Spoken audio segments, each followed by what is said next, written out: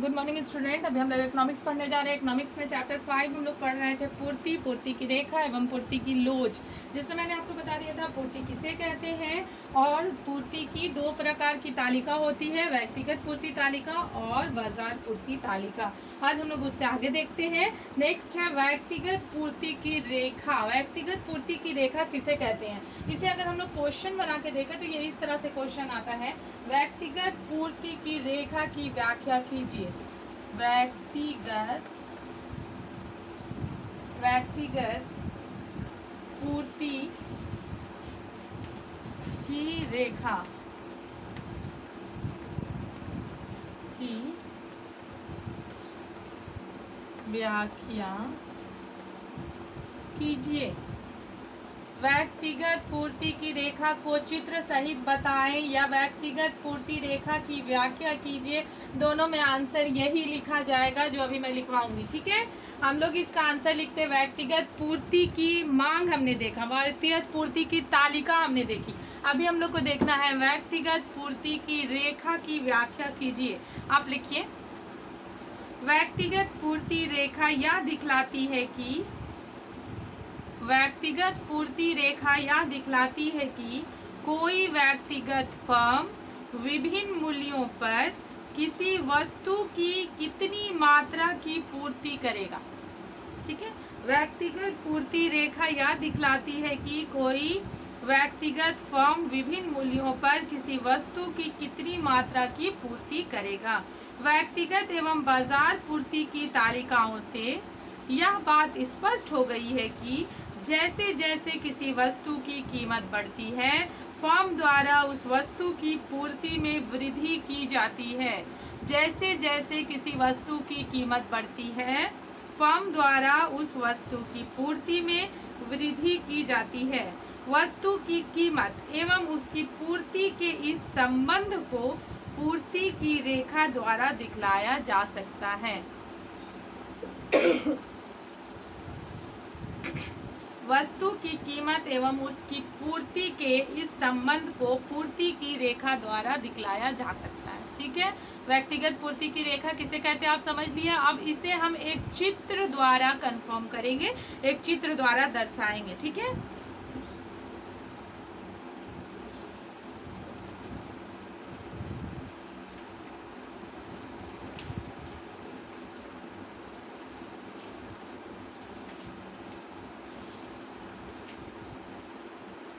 व्यक्तिगत पूर्ति की रेखा को इस तरह से एक चित्र द्वारा दर्शाया जाता है। पहले हम लोग इस तरह से एक बना लेते हैं, फिर नीचे लिखने में सब आ जाएगा। इसको बताती हूँ मैं, इसको थोड़ा ऊपर से बनाएंगे। ठीक है,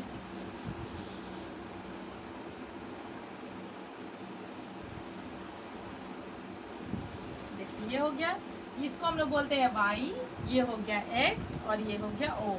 ये तो फाइनली वैसा ही रहेगा ही रहेगा। अब हम लोग को दिखाना है जब मांग बढ़ती है तो हम लोग क्या कर देते हैं, क्वांटिटी को बढ़ा देते हैं। ठीक है, मान लीजिए प्राइस p है तो हम लोग क्वांटिटी कहाँ ले जाते हैं, q तक ले जाते हैं। ठीक है, जब हम लोग प्राइस को बढ़ा दिए, प्राइस p1 हो गया और मांग बढ़ गया तो हम लोग इसको q1 तक ले जाते हैं। ठीक है, जब हम लोग देखते हैं कि प्राइस में वृद्धि होती है तो मांग में क्वांटिटी को बढ़ा दिया जाता है। ठीक है, तो ये हो गया Q2। इसे कहते हैं वस्तु का मूल्य। इसको बताते हैं, ये हो गया वस्तु का मूल्य। फिर दूसरा हो जाएगा वस्तु की मात्रा।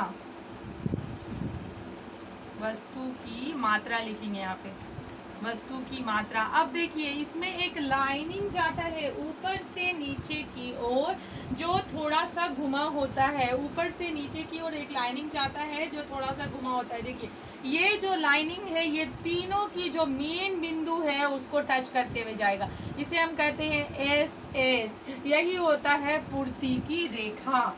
ये जो पूर्ति की रेखा वो कर्व की तरह ऊपर से नीचे की ओर जाती है और ये क्या बोलते हैं, इसको तीनों बिंदु को टच करते हुए आता है।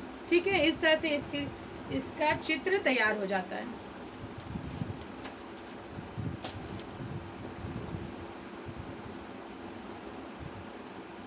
इसके बाद व्यक्तिगत पूर्ति रेखा पूरी हो गई। उसके बाद हम लोग देखते हैं दूसरा क्वेश्चन में बाजार पूर्ति रेखा किसे कहते हैं।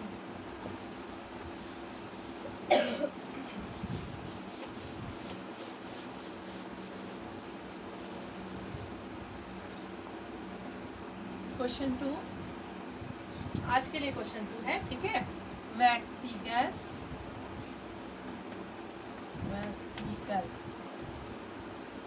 बाजार, सॉरी व्यक्तिगत तो हम लोग कर लिए ना, बाजार मांग की तालिका होगा। बाजार मांग की रेखा, बाजार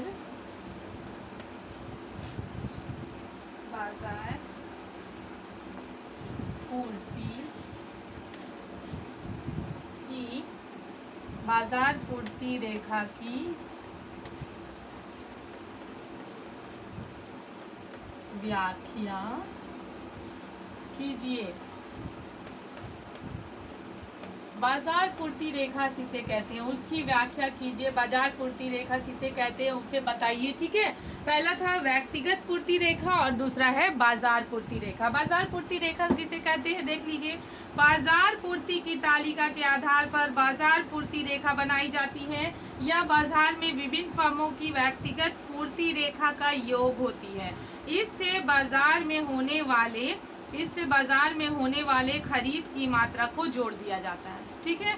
जैसे हमने बाजार पूर्ति की तालिका को बताया था, उसी तालिका से आपको एक चित्र भी बनाना रहता है, ठीक है। उसमें हमने क्या किया था, जो भी फर्म की जो भी खरीदारी थी उसको हमने लास्ट में बाजार पूर्ति में लाके जोड़ दिया था।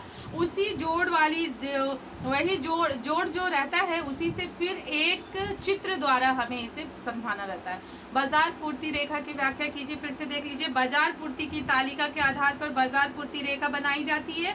यह बाजार में विभिन्न फर्मों की व्यक्तिगत पूर्ति रेखा का योग होती है और इससे बाजार में होने वाले सारे खरीद की मात्रा को जोड़ दिया जाता है, ठीक है। चलिए इसको अब एक फिगर द्वारा हम लोग समझ लेते हैं, इसे कि इसका चित्र कैसे बनता है। ये हो गया, आपको पता है इधर वस्तु की मात्रा होती है,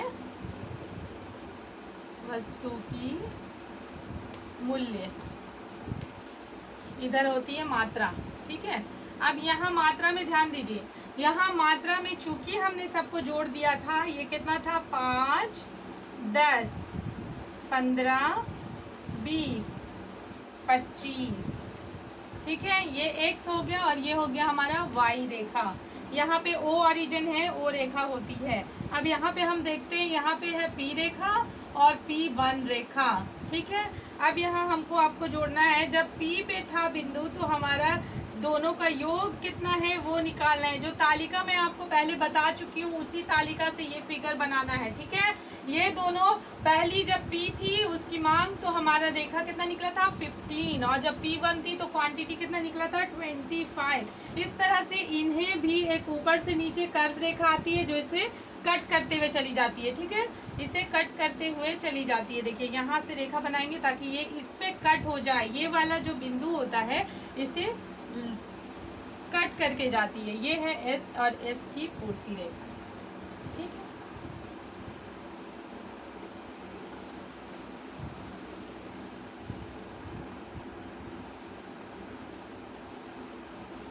ये हो गया, बाजार पूर्ति की तालिका के आधार पर बाजार रेखा बनाई जाती है और व्यक्तिगत पूर्ति तालिका के आधार पर व्यक्तिगत रेखा बनाई जाती है।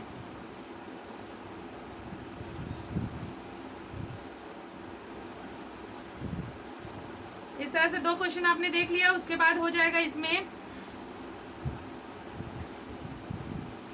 फिर आता है पूर्ति को प्रभावित करने वाले तत्वों की व्याख्या कीजिए। पूर्ति को प्रभावित करने वाले तत्वों की व्याख्या कीजिए। देख लीजिए फट से, फिर पूर्ति को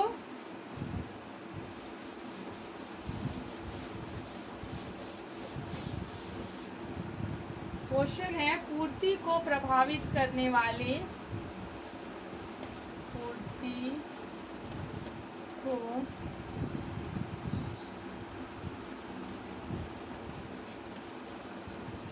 प्रभावित करने वाले तत्वों की व्याख्या कीजिए। ठीक है, पूर्ति को प्रभावित करने वाले तत्वों की व्याख्या कीजिए। पूर्ति को प्रभावित करने वाले तत्व निम्नलिखित हैं। पूर्ति को प्रभावित करने वाले तत्व निम्नलिखित है। पहला है वस्तु का मूल्य। वस्तु का मूल्य हमेशा वस्तु का मूल्य और पूर्ति में गहरा संबंध है। पूर्ति को प्रभावित करने वाले यह सबसे महत्वपूर्ण तत्व है। दूसरा है वस्तु की मांग। किसी भी वस्तु की मांग उसकी पूर्ति को प्रभावित करती है। यदि वस्तु की मांग अधिक होती है तो पूर्ति अधिक करनी पड़ती है, और यदि वस्तु की मांग कम हो जाती है तो पूर्ति भी कम करनी पड़ती है। ठीक है।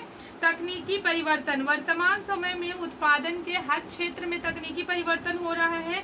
तकनीकी परिवर्तन से आश्रय है कि हम वैज्ञानिक तरीके से हर काम कर रहे हैं। ठीक है, बड़ी बड़ी मशीनों का इस्तेमाल कर रहे हैं, जिससे भी उत्पादन लागत में कमी हो जाती है। ठीक है, तकनीकी परिवर्तन से क्या होता है, उत्पादन लागत में कमी होती है, और जब उत्पादन लागत में कमी होती है तो दाम कम होता है। दाम कम होता है, मूल्य कम होता है, तो अक्सर पूर्ति जो है वो अधिक करनी पड़ती है। चौथा देख लीजिए, उत्पत्ति के साधनों की उपलब्धि एवं उसकी कीमत। वस्तु की पूर्ति उत्पत्ति के साधनों की उपलब्धि एवं उसकी कीमत से भी प्रभावित होती है। यदि भूमि, श्रम, पूंजी आदि सुगमता पूर्वक उपलब्ध हो तो पूर्ति में वृद्धि की जा सकती है, अन्यथा पूर्ति में वृद्धि करने में कठिनाई होती है। ठीक है, तो उत्पत्ति के साधनों की उपलब्धि एवं उनकी कीमत पे भी पूर्ति डिपेंड करती है। नेक्स्ट देखते हैं, उत्पादन शुल्क की दर में परिवर्तन। उत्पादन पर लगाए गए उत्पादन शुल्क में वृद्धि होने से उत्पादन लागत एवं सीमांत लागत में वृद्धि हो जाती है। ठीक है, आप इस जो पूर्ति को प्रभावित करने वाले तत्वों की व्याख्या करना, ये क्वेश्चन बहुत इंपॉर्टेंट है, और ये क्वेश्चन बहुत बार पूछा भी है, क्वेश्चन बैंक में आप देख लेंगे, तो ये क्वेश्चन आप भी आई कर लीजिए। ठीक है, इसके आगे हम लोग कल पढ़ेंगे। Thank you.